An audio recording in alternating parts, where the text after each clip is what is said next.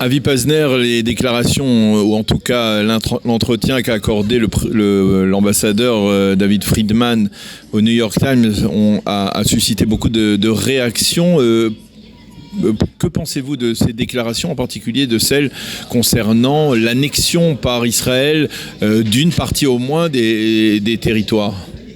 Bien, écoutez, tout d'abord, je ne sais pas vraiment si ce sont là les idées propres à Friedman, les idées personnelles de Friedman. On le sait proche des cercles de droite israélienne. Oui. C'est peut-être son idée à lui. Il était même président de l'association du peuplement de la localité de Bethel en Samarie. Voilà, oui, justement. Donc il est idéologiquement très lié à cette mouvance, mais il peut aussi s'agir d'un ballon d'essai diplomatique. C'est-à-dire que peut-être là, y a-t-il un signal envers Israël et envers les Palestiniens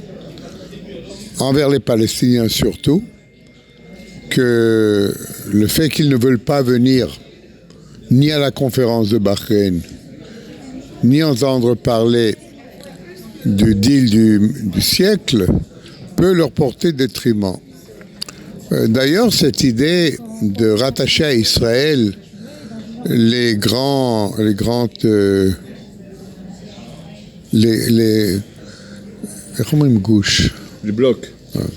De rattacher à Israël les grands blocs d'implantation n'est pas nouveau.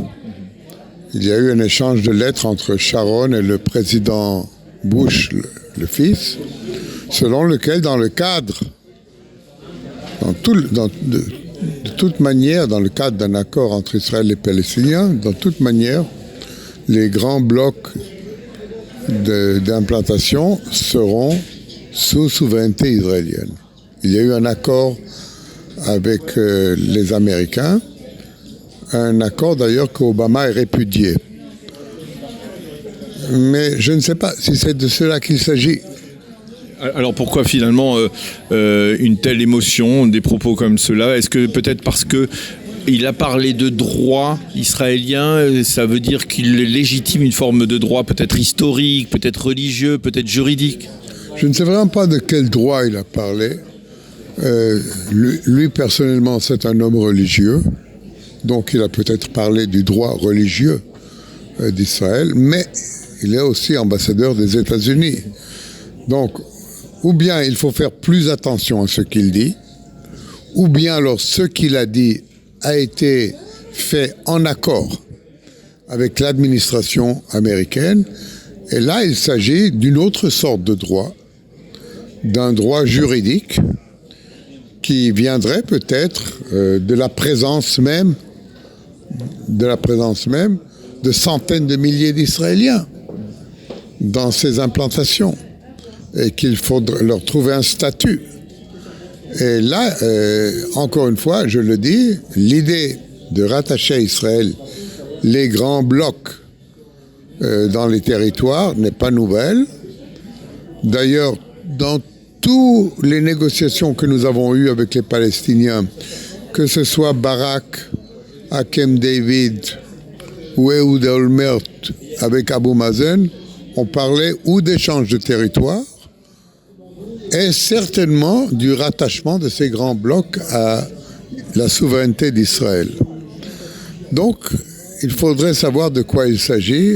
Il y a tout de même une trame que l'on voit, c'est-à-dire une trame relativement inédite de la part de l'administration Trump qui laisse présager d'un plan de paix qui serait relativement nouveau, une approche totalement nouvelle, avec la reconnaissance par les Américains de Jérusalem, la reconnaissance de la souveraineté du plateau du Golan pour Israël, le problème des réfugiés qui est vu sous un autre angle totalement. Là aussi, peut-être que d'une certaine manière, David Friedman veut faire passer un message aux Palestiniens en leur disant attention, on ne va plus reconsidérer le fameux principe de 2 États pour 2 peuples.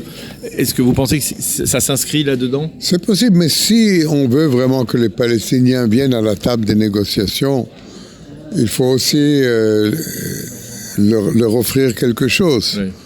pas seulement leur montrer le bout du bâton. Et il pourrait s'agir du volet économique dont on doit parler à Bahreïn. Voilà, et peut-être le volet économique serait la carotte, et après, dans les choses politiques, il devrait avaler une pilule plus amère. C'est très possible.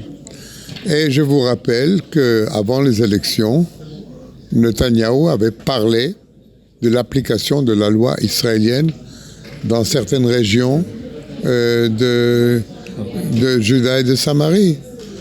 Et c'est peut-être lié. Vous voulez dire ça, c'est peut-être un petit coup de pouce que l'administration Trump fait en direction de Netanyahou pour qu'il soit réélu? C'est une des possibilités. Parce que la dernière fois, qu'est-ce que Trump avait fait 4 jours avant les élections? Il avait reconnu l'annexion du Golan à Israël.